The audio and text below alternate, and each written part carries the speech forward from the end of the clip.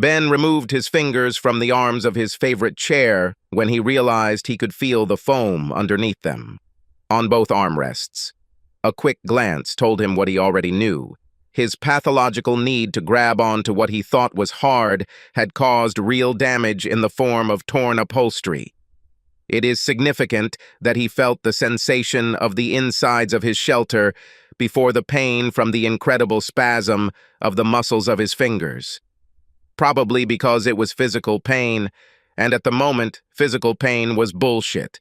He carefully raised his hands and with difficulty gained control of himself, placing his palms on his hands and holding them in that position. He smiled, considering this exercise good training for what would come next. Well, maybe not very much. This really couldn't happen. Adequate practice, he believed. Better than nothing. Regardless, those few seconds had to wait, because that was all he got before the front door finally creaked open and the golden rays of the morning sun streamed outside onto the toned figure of the woman standing there with key in hand, with such an expression on her pale, beautiful face, as if she was surrendering to prison to begin serving her sentence. Barbara's green eyes sparkled, and she absent-mindedly and carefreely brushed a strand of her fiery red hair out of them. The curls easily stayed in their new position behind the ear because they were still damp.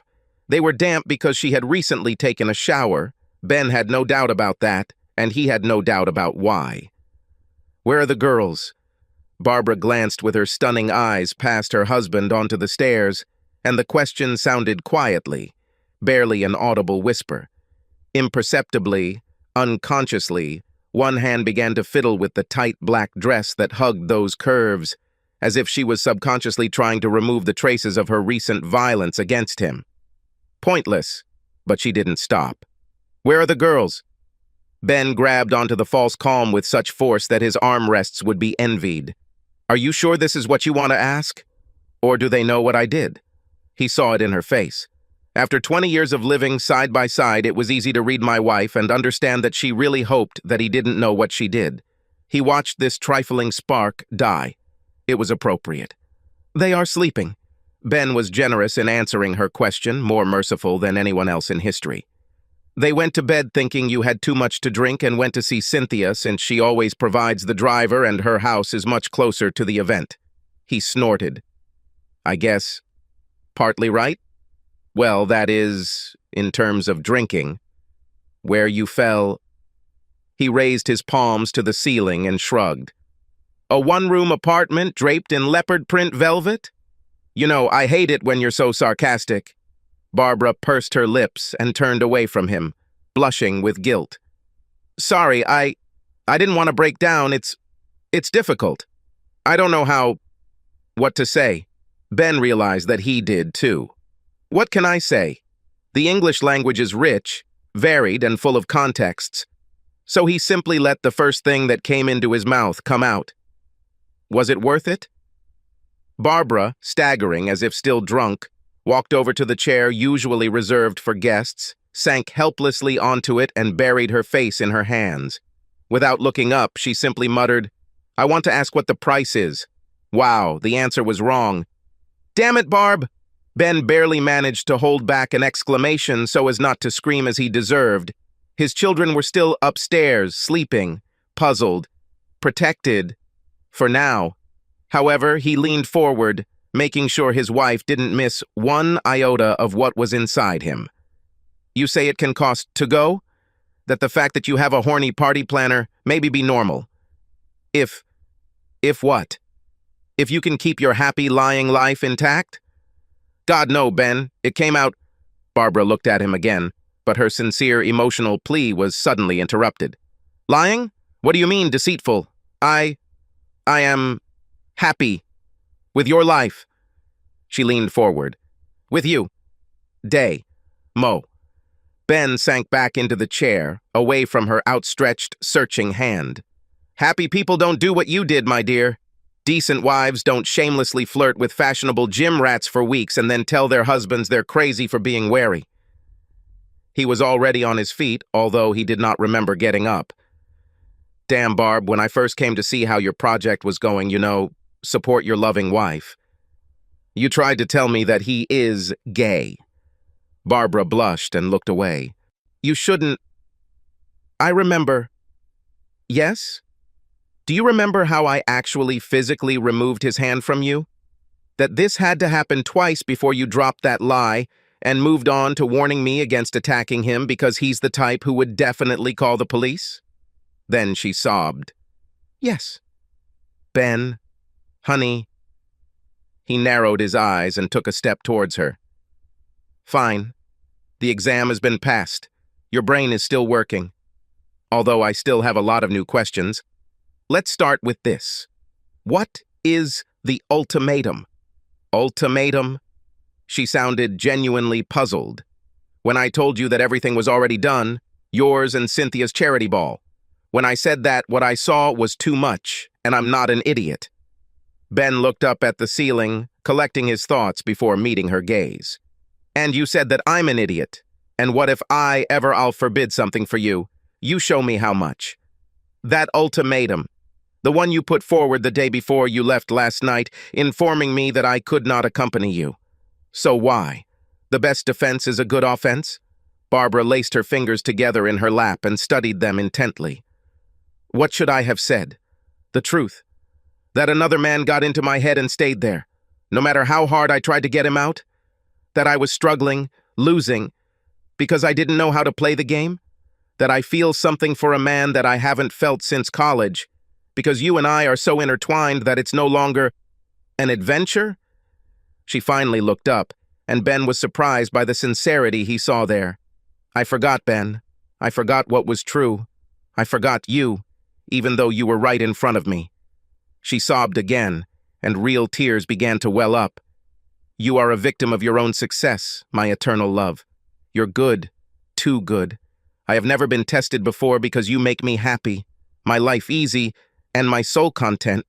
Todd. She bit her bottom lip briefly because of what she saw in him. And he was like a one-in-a-million guy who was in the right place at the right time. She shrugged her shoulders. I don't even know such a word. He turned me over. Flipped over? She shook her head. I don't know. Yes, flipped over. He figured out how to put me upside down and smash me. The redness of her cheeks told Ben that a sudden recent memory was coming too close to her words, and then he somehow shared the visual perception without being near his wife and her nightly gymnastics. Bare asses they take turns driving piles, bent spines and fingers curled like claws. I'm leaving. His coat somehow came off the hook and into his hand, and he took a step toward the still open front door before Barbara was on her feet. Are you leaving? What? Why? Where? She swallowed, trying to regain control of herself. Ben, stay with me. Please, I need... You need to? Ben stopped, but did not turn to her. That's the problem, isn't it? He turned his head just enough to catch her out of the corner of his eye. You know? I'll tell you where I'm going, since I only guess now. He looked at his watch. It's Sunday morning, 7 o'clock. I'm going to let myself into the office, and since no one will be there, I can have the privacy to look through the employee roster and find Candace Tennant's address. Dandy! Candy? Barbara's voice sounded completely horrified. With fake ones, Ben, no. He laughed, shocked that he had it in him, even if it was with malicious intent. No, really? Do you forbid me? Interesting. You should think about this a little. In any case, I want to say that the invitation was sent to me more than a year ago. I have refused him so often that my appearance will be a real surprise. But hey, surprises are supposed to be fun, so why do you and I have to take them all? The last thing he heard before he was heard was some kind of howling croaking. It was supposed to be funny, but it wasn't funny at all. However, as he pulled out of his driveway, he was able to put things into perspective. For a 43-year-old man, no, for anyone.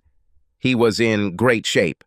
That's a good thing because knowing Dandy Candy has the best body money can buy, he's going to need all the stamina he can get. Barbara lifted her fingers from her favorite chair when she realized that the house was almost completely dark and she could barely see anything inside, that her home is lost to her. The cumbersome poetry of it all was also lost on her, because there was no room for it in her beautiful, flighty head. She wondered if they would turn on the lights and make all the noise that teenage girls usually make, if they were there. As it was, she sent them to Cynthia an hour after they woke up, saying that she and her father had special plans, and they needed time to work on them without distractions. Another lie was not convincing, but by that time Barbara had nothing else left, and her children were gullible. They trusted because they were good, and they were good because they were raised correctly by a wonderful father, and the mother, who didn't know which side to approach. After this, she returned home and settled down to wait. Barbara knew she had time, perhaps all day, because she knew Ben better than herself. I knew that he was doing exactly what he said, and doing it to the best of his ability. Damn dandy candy. It was her day. She was floating in the open waters of her own mind, with no direction and no closer to land. This use of her time was unfortunate because it meant that Barbara was still, let's just say, wandered in the dark when the front door opened. She squinted at the silhouette of the figure standing there, clearly watching her, and didn't know what to say. So she said simply, "How's the slut doing? I hope you took advantage of the protection. Otherwise, you basically just fucked half the dudes in your—" She pursed her lips. "Too late. Because you stopped at the pharmacy on your way to leopard print heaven." It was strange to receive the cold truth from a foggy blob of shadow, but it was the truth, and Barbara did not react except to hug her pajama-clad knees to her chest and press her forehead to them. Hidden like this, she could only listen to her husband shuffle his feet, expressing his disappointment without words. "You're angry," he finally spoke after an eternity, and when she raised her head, he loomed over her. "You're angry.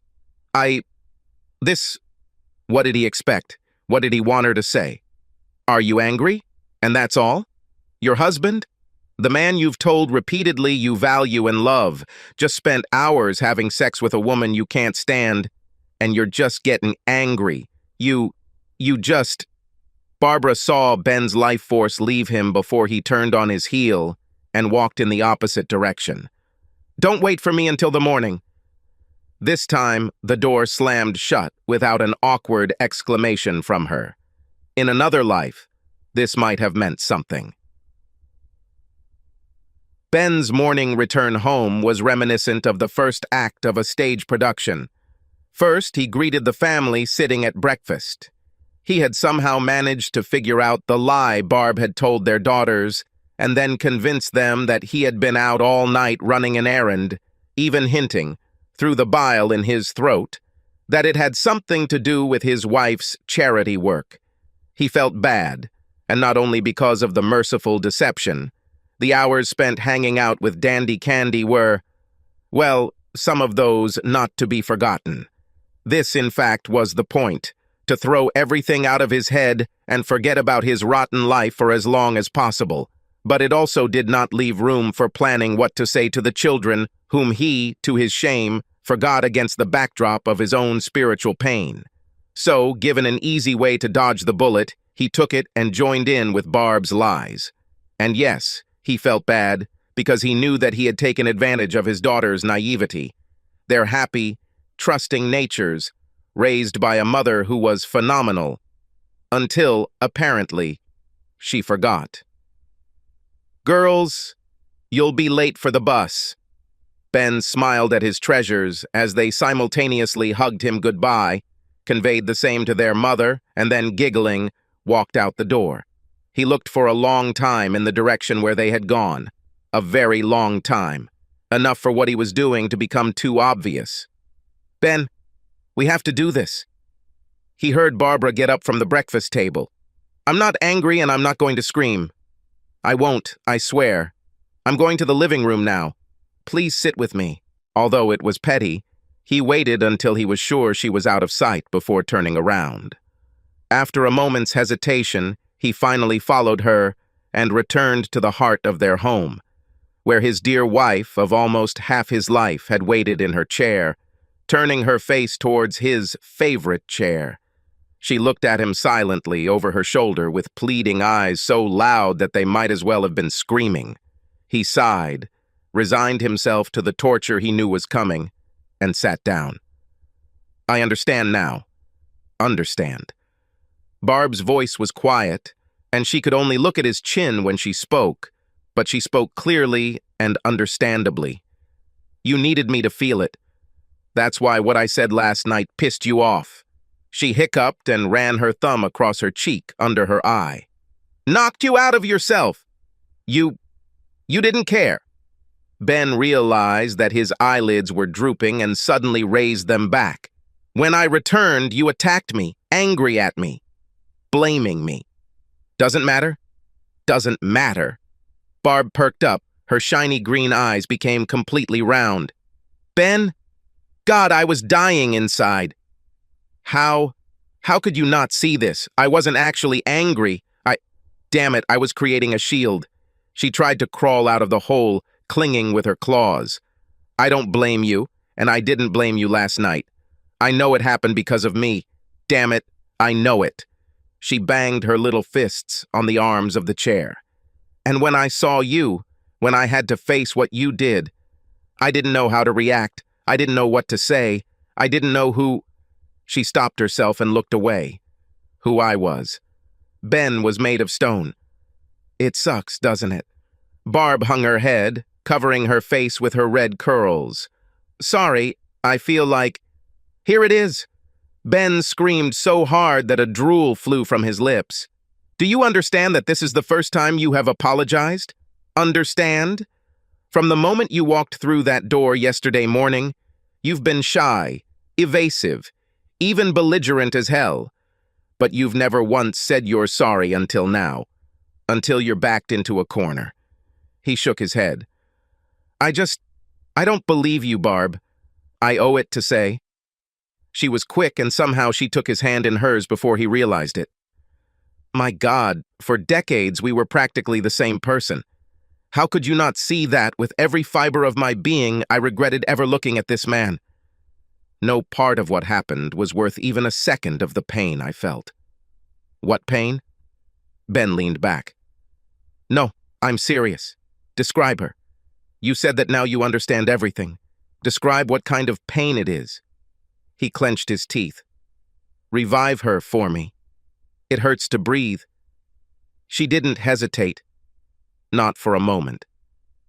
I was perfectly aware of every second, but for some reason it seemed that every second was passing at a speed of 1,000,000 miles per hour. Your chest is tense, squeezed. Ben looked up at her. It's a physical sensation, not something you're translating from a mournful love song you once heard. He winced. This is real pain. A small sob escaped Barbara's lips, and she nodded. Torment. It feels like my body has aged 50 years in one day. My bones hurt. You did it. With both of us. I did it. This time she didn't hang her head. I never thought I could. I am not who I said I was. She swallowed. Even worse, I'm not who I thought I was. You. But you want me to... What? Forgiven? Does a person forgive the truck that ran over him? Barbara blinked at Ben. Then she blinked again. Can you really ask this question? Do I want you to forgive me? Ben? Without forgiveness, there is no you, and I would rather break my bones than live without you. Broken bones won't stop your ass from being used by others, so it's a good deal for you, isn't it? It was rough and cruel. He knew it, but he wasn't going to stop. That's not... Barb rolled her eyes lostly. What can I say to this? Your trust in me is broken, I understand, but one night cannot erase 20 years. It simply can't. I screwed up in ways that none of us could have imagined, but I didn't have a brain transplant. I had a moment of weakness. And this will never happen again? Ben growled at her. Are you saying that you found the only guy other than me in this world that you'll ever find attractive, and now that you have him, you're ready to settle down forever? No. Do you think I never found other men attractive before smooth-talking Todd? Lord, you know that I don't really like false modesty. Look at me.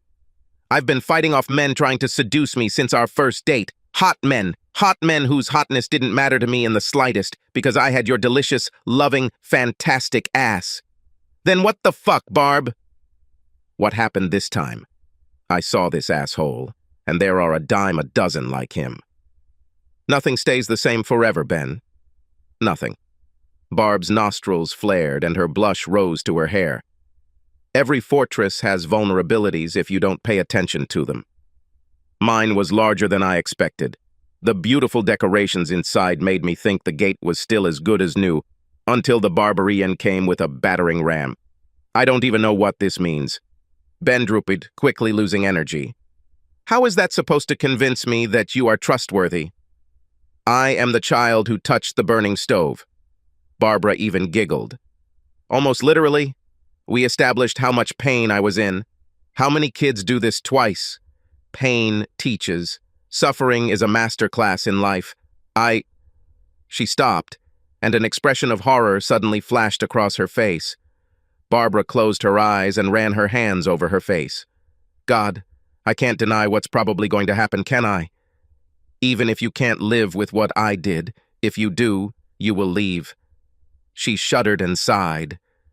I will never do this again.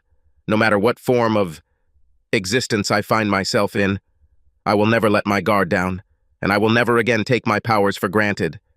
Ben hid his face in his hands and was silent. It was too hard. However, after a while, he felt his wife carefully, tenderly, touch his shoulder. Do you know what you didn't ask me? The question I've been waiting for since I saw you in that chair yesterday? Why did you spend the whole night with him? Ben muttered. I didn't ask because I know and I'm not ready to hear it out loud. I'm not protected, as you would say. Barb pulled her hand back. You know, you do not... He's, what, a few years under 30? I think it took about a minute. You enjoyed yourself for hours. Why were you with Candace all night after you were with her all day? Ben raised his head, angry. You can't wait to avoid going on the attack again, huh? I don't... Barbara raised her hands, pleading. It was not an attack. Like I said, I understand everything. It's killing me, but I understand. No, I mean, what exactly kept you there? Sex? Was she better than me? Did you enjoy spending time with her more than with me? Because I don't believe in it. Crazy. But Ben couldn't help but grin. Like you said, no false modesty, right? Well, she really knows what she's doing. And she was, grateful when I knocked on her door. Honestly, it was amazing. Shouldn't be surprising, but it doesn't matter because I'm better. Barbara grinned, and for a moment Ben saw the racy girl he fell in love with on their first date. So that's not why you kept having sex. You kept having it because you had something to prove.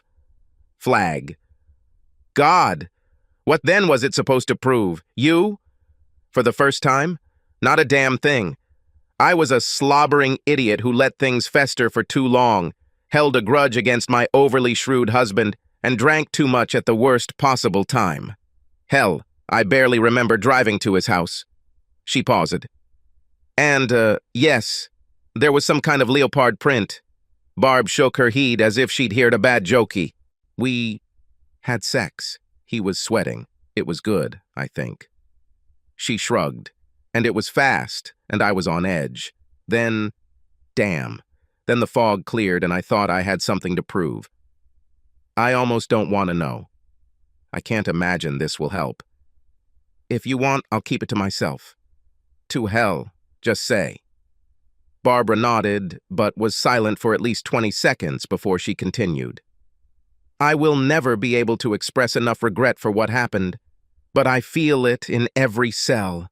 I love you with all my being, but what I did that night wasn't because of you. No, not directly.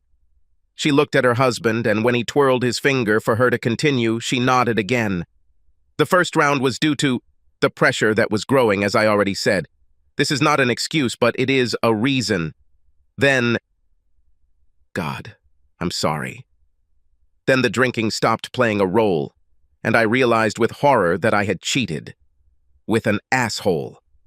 At that moment, damn it, at that moment my panic and self-preservation took over, and I told myself that Todd was a master of seduction, that he must be the god of sex, and I simply found myself helpless before his spell. So when he egged you on for another round, are you really? She moaned. Okay. That time I thought that if I was helpless, then I was helpless. Helpless women who are victims of a strong personality, they go with the flow, I think.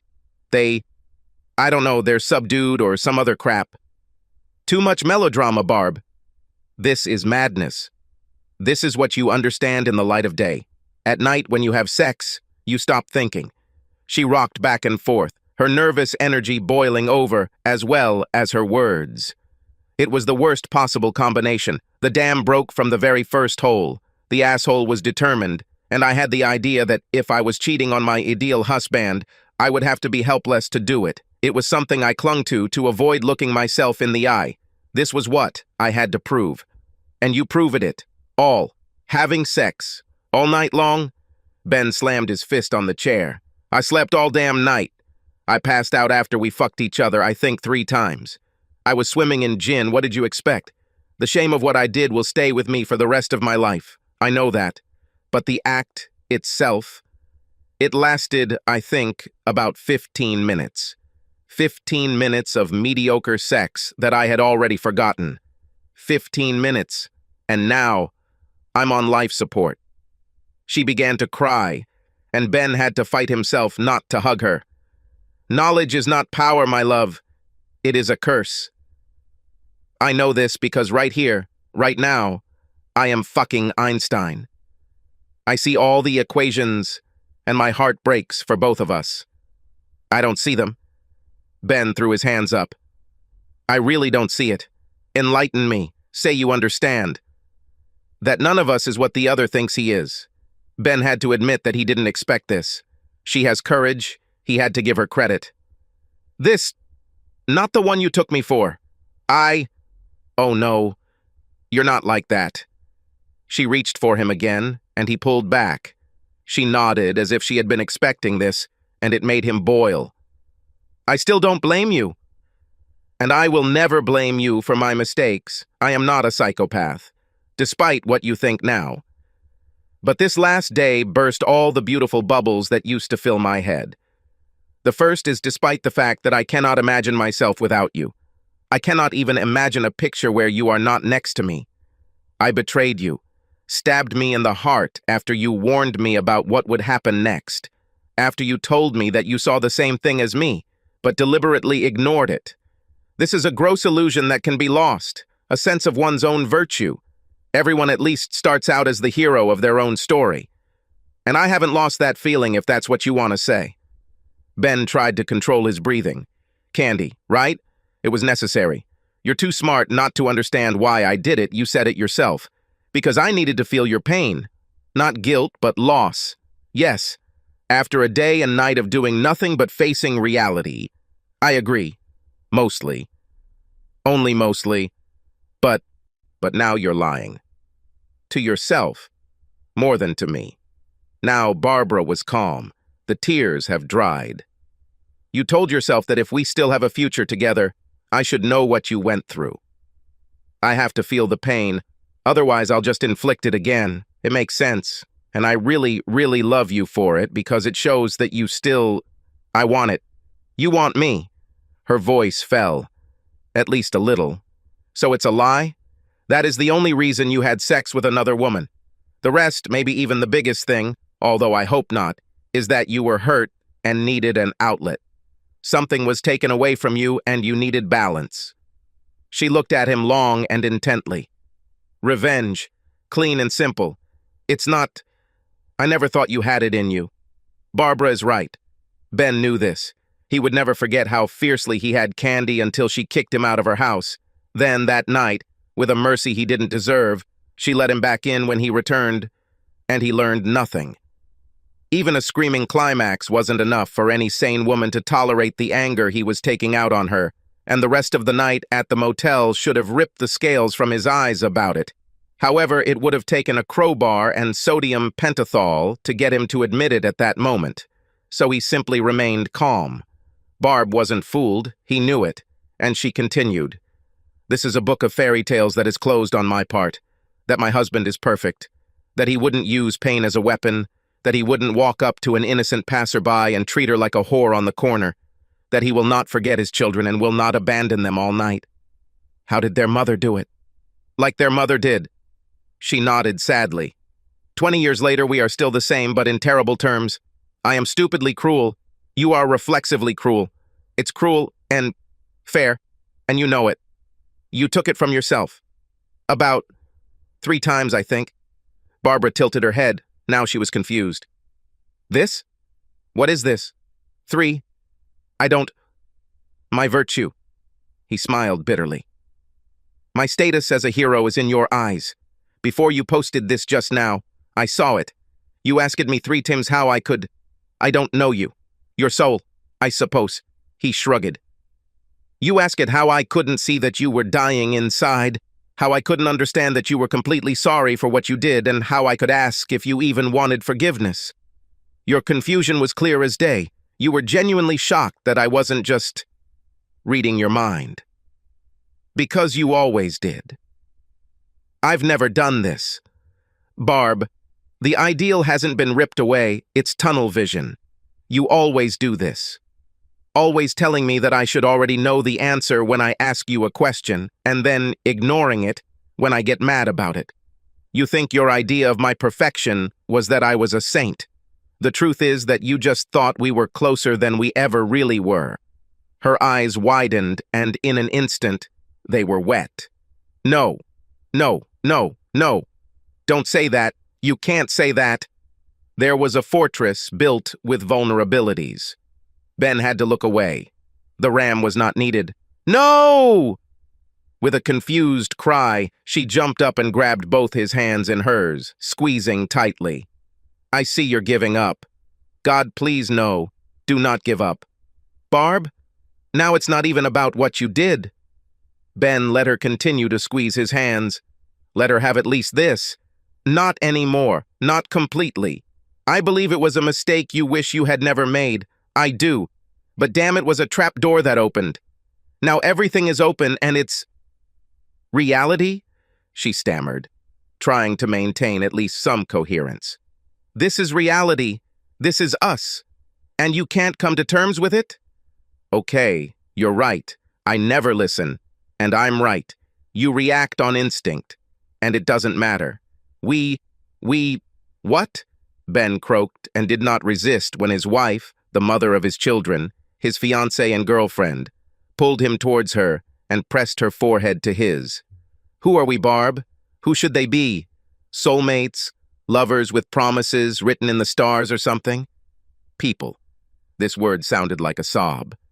We're fucking humans, and that's all we'll ever be. Ever. We can be. Stop it. Just stop. Ben began to take the first weak steps to push her away. Everything is over. Barb wrapped her arms tightly around his neck, and before he could react, she slid from her seat into his lap, wrapping her knees around him and squeezing their bodies in an embrace. Everything hurt from this. Everything inside him, and the breath at his ear, which carried her whisper, burned his skin. If I were chasing perfection, it's nothing compared to what you are now. Ben tried to push her away again, and although he tried a little harder, his hands were noodles, and his heart was on another continent. Barbara stepped back a little, a few centimeters, enough to take his face in her hands and look into him as deeply as she could. Tell me what you will find if you take this nose from me. She ran her finger over the object of her request. What will you get if you take these lips away from me? Now, a finger pressed against his mouth.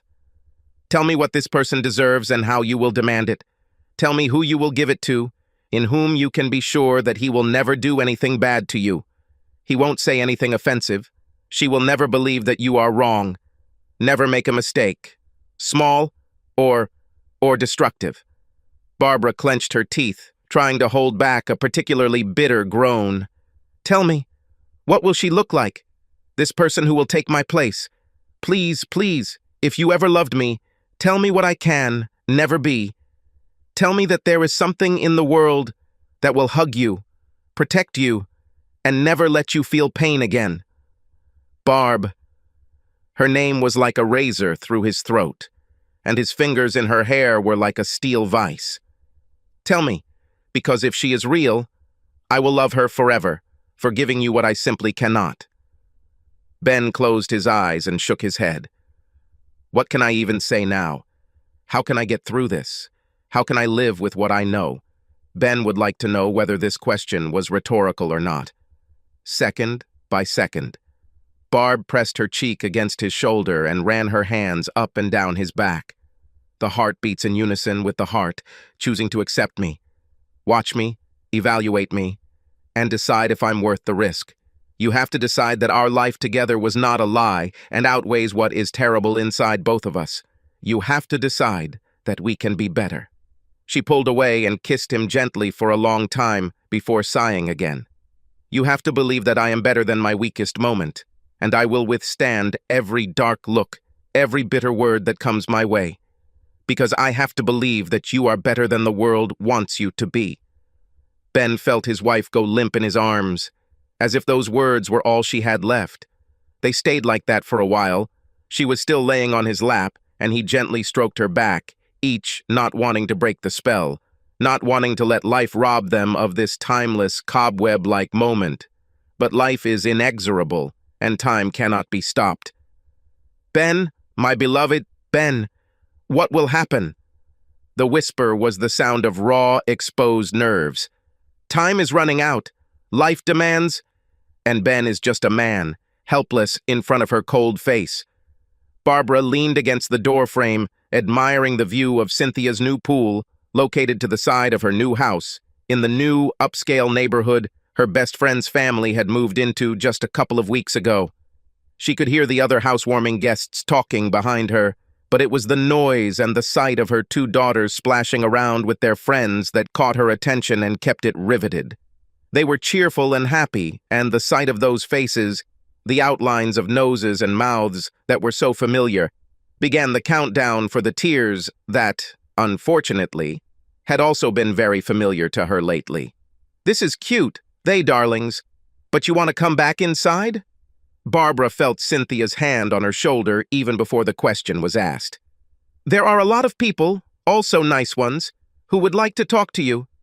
Catch up. Pause. Find out news about the hermit. It was a joke, and Barbara knew it. However, she suddenly felt resentment towards her friend with stunning acuteness. Fortunately, she appeared for a moment and disappeared just as quickly when sanity was restored. Smiling only partially, she patted the woman's hand affectionately. Brr, people suck. She turned to see her friend's face. We are all the worst, Cynthia chuckled.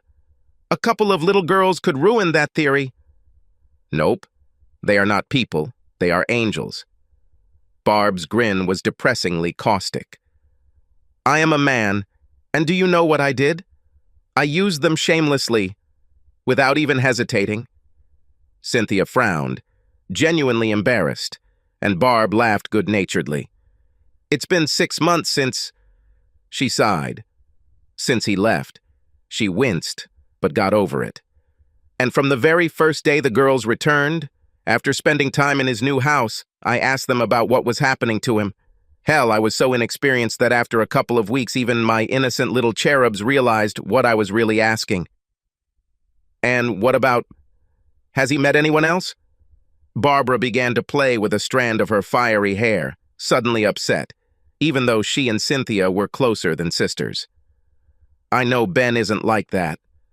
We're not divorced, and he... She stopped.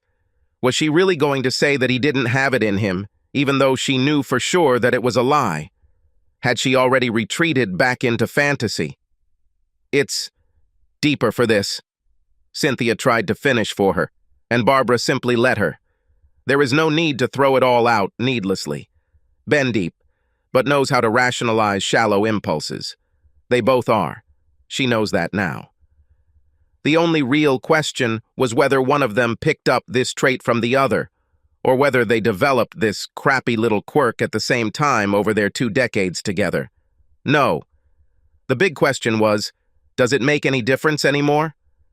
Anyway, the girls weren't trying to hide anything from me, Barbara continued, suppressing her melancholy so she could have a real conversation with her friend. For I think 5 or so of the last 6 months, they had no problem saying that their father spends quite a lot of time alone. Now, well, lack of practice in lying has shown up, and they've stopped answering that particular question. They just say Ben is distracted. Barbie, I don't know what to say. Cynthia's hand tightened on her arm. Barbara wanted to stroke it again, but found that it did not want to let go, and took it in hers to squeeze it, to get an anchor. The other hand, however, was busy wiping her eyes as they met her friends. Paperwork is coming, I can feel it. 6 months in, 6 months of hope are about... She swallowed, then sobbed. It's almost over. I know it. Come with me. Barbara was desperate and becoming a disaster by this point, so she didn't ask questions or resist as Cynthia led her through the house, past the mutterings, to the door to her husband's study.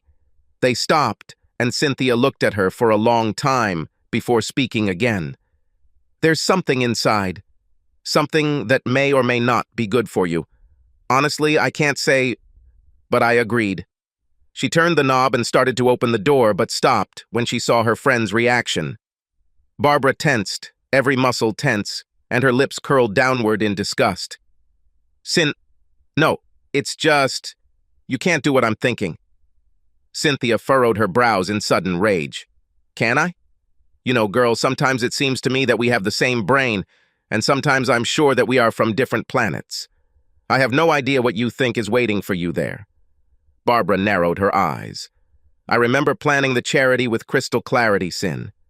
I remember that you were the one who hired the staff, that you were the one who conducted all these ice-breaking exercises that were a little too intimate. She crossed her arms. I never blamed you. I thought you didn't understand what was going on, but now I'm telling you, if you brought Todd so I could chill out and forget about... The blow to her shoulder was light, but not trivial. Fuck you. Just get in there, bitch. Staring like a beached fish and rubbing her shoulder, Barbara watched as Cynthia opened the office door all the way and left the room without another word, bristling like an offended cat and with no less drama. Shaking her head, Barbara decided that curiosity, like a cat, would win, and entered the office. And she almost fainted. Damn, Barb, damn. Maybe you should sit down. Then he was next to her, put his arm around her shoulders, and led her to the sofa against the wall of the spacious room, with a tenderness that made her swear right now to control herself. Ben. God. How? Why? The eyes suddenly widened with panic, and the struggle was not to control himself, but to not choke. She looked down at her, still, husband's hands, confident that she would see. Oh God, Sin. She said it wasn't. It might not be good. Sure enough, there was a large brown envelope swaying in his weakened grip. She covered her mouth with her hand and closed her eyes. Everything was quiet for a few seconds. Then she heard a rustling sound as Ben sat down next to her. Finally, she moved her hand but could not lift her eyelids. But it had to be done. Fine. Okay. I think I knew this would happen. I was just hoping. For girls.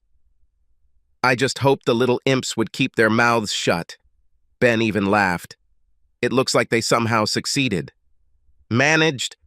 Barbara opened her stunned eyes and saw that the envelope was also open. The contents turned out to be not legal documents, but photographs. Beautiful. What the hell? Our history was trash. Ben looked into the distance, out the window, while he spoke. It was not just a fiction, but a bad fiction. The setting was too idyllic, the characters too perfect, and the actual plot was ignored because it left you fidgeting in your seat. I know. Barbara leaned back, allowing herself to ease a little of the tension that gripped her. Everything was happy and sunny, and the first dark cloud ruined the whole picture. That's why we're starting to write a new one. Illustrate a new book with details, characters with shitty personality traits that piss everyone off, and illustrations with, details, like dark lines. When her husband shrugged, his stupid, wide grin that Barb missed so much appeared. Crap. I'm not good with metaphors and stuff. She touched his cheek. Ben, you seem strong. She laughed too loudly, unable to contain herself. She felt as if someone had brought her back to life. Damn, I feel like I'm at a poetry recital right now. He smiled at her a little more. Then the smile faded and he let out a big sigh. Barb, I won't apologize. For leaving. I had to. It was too hard to be around you after... Barbara sat up straight again and perched herself next to him, crossing her legs. Understand, you don't have to apologize, but... Damn, I must be crazy for saying this. Despite her determination, she could only look down at his chest. I don't apologize either. She felt him tense and continued. I'm not sorry for spilling everything the morning you left. I could throw myself at your mercy, declare that I am the worst bastard alive, that I don't deserve you, and that I'm ready to do anything just to stay with you. But that would be an even bigger lie. You are not mistaken. Ben still didn't move, despite the confession. We really deserve each other. She began to look up, moving a few centimeters. With all my being, I know that for each of us there is no one better, and I would not want it to be so. What happened? She froze, then shook her head. Damn, I'll just say it. It was good. This was necessary to ensure that we were honest and that something worse would not happen. Something like we'll wake up one day in 10 years and realize that everything was just emptiness, flimsy. If that had happened, one of us would have screwed up, and who knows if we would have been able to recover from it then. Barbara braced herself, turned her body to finally take him fully into her again, and took his handsome face in her hands. I mean, we're not young anymore, but we are not old either. Ben put his hands on the backs of her hands. And what happened was bad, but tolerable. If it had been worse later, we could have lived these hours bitterly and in vain. We could. Barbara let out a hiccuping laugh filled with glee. Because it won't happen now? Please tell me that's what you mean. Ben picked up photographs in his hands that showed a lonely house in a picturesque forest. The girls liked the idea when I suggested it to them, and Cynthia hates it, but is ready to give me the go-ahead. He snorted slightly. She thinks I'm a coward, I know, but I also know she feels guilty, and I took advantage of that to force her to set it up. Barb rubbed her shoulder again. I'm probably not so guilty anymore.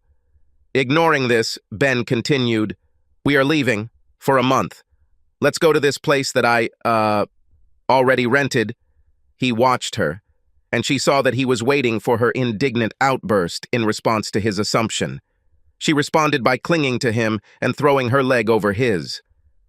I think I understand. A place where it's just us, where we should live without anyone's interference.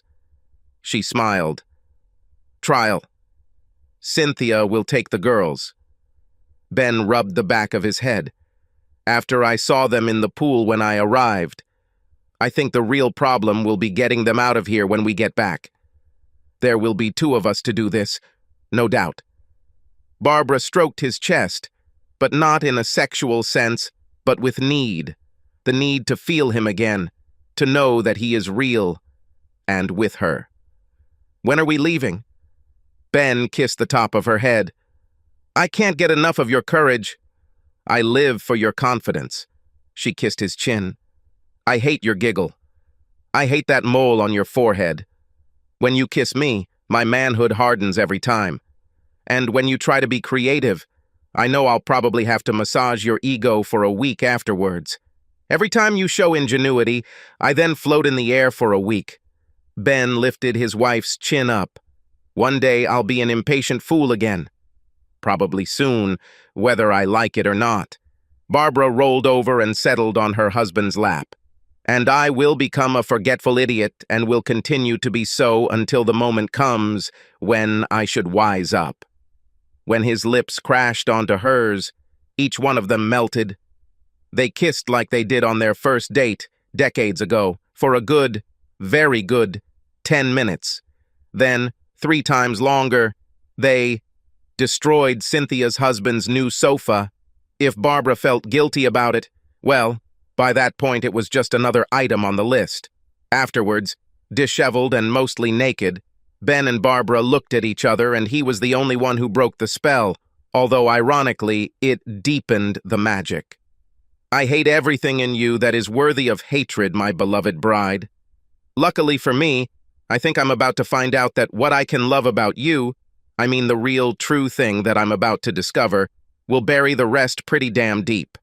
Subscribe to our channel so that your second chaff doesn't cheat on you, and go ahead and listen to the next story, because this story is nothing compared to the next one. If you're under 18, don't even think about listening to the next one.